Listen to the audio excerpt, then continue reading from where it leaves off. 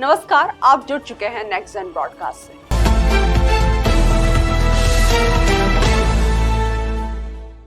एक तरफ दो महिलाएं ऑपरेशन सिंदूर जैसे मिशन को सक्सेसफुल बनाती हैं, तो वहीं दूसरी तरफ एक महिला जो मामूली सी लड़की अपने चंद पैसों की वजह से, चंद बेटर लाइफस्टाइल की वजह से भारत के साथ गद्दारी करती हैं।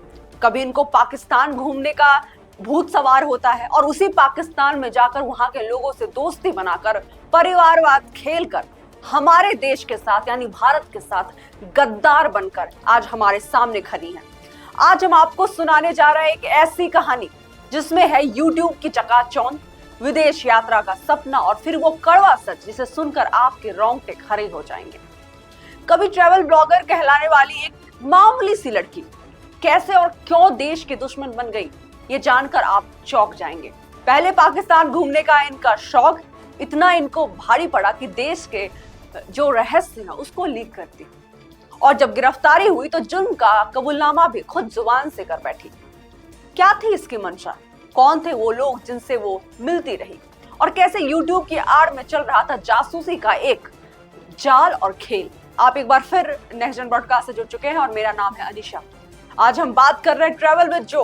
नाम में तो बड़ी अंग्रेजी, पर पाकिस्तानी जैसे मुल्क देश से कैसे इनकी दोस्ती बन गई वो सोचने वाली बात है।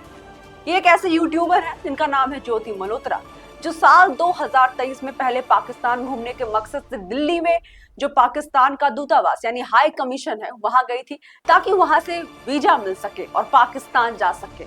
यही उसकी मुलाकात होती है एहसान उर रहीम उर्फ दानिश से, जो उसकी जिंदगी और भारत के लिए मुसीबत बन गया। ज्योति मल्होत्रा यूट्यूबर जो अब जांच एजेंसियों की हिरासत में है और जिसने अपना गुनाह कबूल कर लिया। कैसे शुरू हुई देश के साथ गद्दारी, कौन थे वो पाकिस्तानी अफसर जिनसे उनका रिश्ता बन गया, और क्या क्या देश की जानकारी उसने भेजी पाकिस्तान को, ये सब हम आपको बताएंगे। सबको पता है कि भारत और पाकिस्तान के बीच रिश्ता कभी भी भाईचारा वाला नहीं रहा है। भारत की तरफ से नहीं, वो पाकिस्तान की तरफ से, जो हमेशा गद्दारी करता है, आतंक को बॉर्डर के पार भेजता है, मुंबई के 26 गारे हमले और पहलगाम अटैक और उरी अटैक जैसे समस्याओं का अंजाम देता है।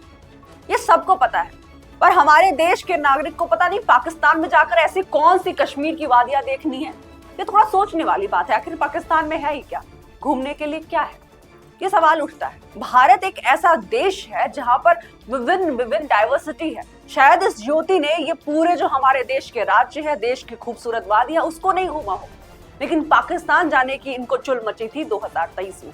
ये थोड़ी सोचने वाली बात है। वीजा लगवाने के लिए वो दिल्ली में पाकिस्तान हाई कमीशन पहुंची और वहीं उसकी मुलाकात हुई दानिश उर्फ एहसान उर रहीम से, और यहीं से सब कुछ बदल गया। दानिश से मोबाइल नंबर लिया, फिर बातचीत शुरू हो गई। धीरे धीरे ये बातचीत एक ऐसा मिशन बन गई जिसमें जुड़ा था भारत से पाकिस्तान तक खुफिया जानकारी भेजने का नेटवर्क। ज्योति ने खुद कहा वो 2 बार पाकिस्तान गई, एक बार में इनका मन नहीं भरा, दूसरी बार भी अपनी इच्छा पूर्ति करने के लिए पाकिस्तान गई, और उसने खुद बताया कि वहां अली हसन नाम के व्यक्ति ने उसका स्वागत किया और उसी ने रुकने और घूमने का इंतजाम किया।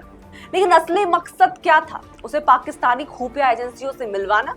वहां उसकी मुलाकात हुई शाकिर और राणा शहबाज शाकिर से, जो खुद एक पाकिस्तान खुफिया अधिकारी है। उसका नाम ज्योति ने अपने फोन में जट रंधावा से सेव कर रखा था, और ताकि किसी को इससे शक ना हो कि अगर ऐसी कभी कभार मान लो लोगों के बीच में अगर इस नंबर से फोन आता है तो वो आम से बता सकती है हमारा कोई दोस्त है।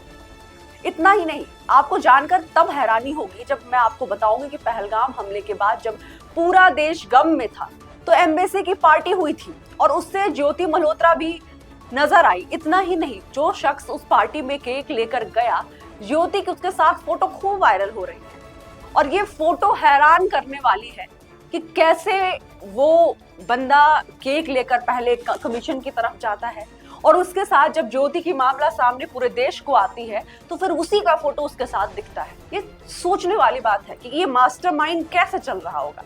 ज्योति ने यह भी कहा कि वो व्हाट्सएप, स्नैपचैट और टेलीग्राम जैसे प्लेटफॉर्म्स पर लगातार पाकिस्तानी अफसरों के संपर्क में थी। इन्हीं रास्तों से उसने भारत की संवेदनशील जानकारियां भेजी, और वह दिल्ली में पाकिस्तान हाई कमीशन के अधिकारी दानिश से बार बार मिलती रही। सोचिए, एक लड़की की वजह से जिसने देश के साथ ऐसा किया, उसकी वजह से बाकी यूट्यूबर पर भी सवाल खड़े कर दिए और साथ ही भारत की महिलाओं पर भी एक दाग सा छोड़ दिया। अब सोचने वाली बात है कि क्या यह सब अकेले कर रही थी या इसके पीछे कोई और नेटवर्क काम कर रहा था? क्या उसे इस काम के बदले पैसे मिलते थे?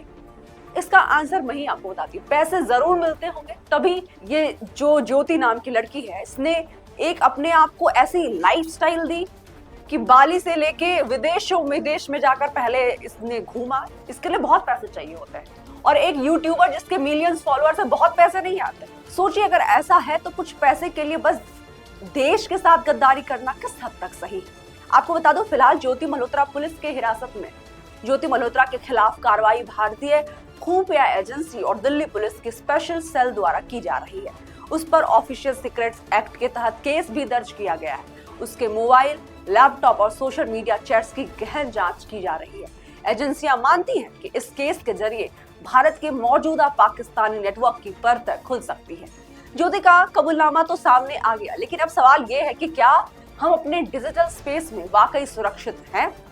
लग्जरी लाइफ, कुछ पैसों की लालच और एक अच्छी जिंदगी के शौक ने ज्योति को जासूस बना दिया। एक यूट्यूबर जो ट्रैवल ब्लॉग बनाती थी, जो खुफिया एजेंट बन गई और हमें पता भी नहीं चला। आपके इसमें क्या राय है?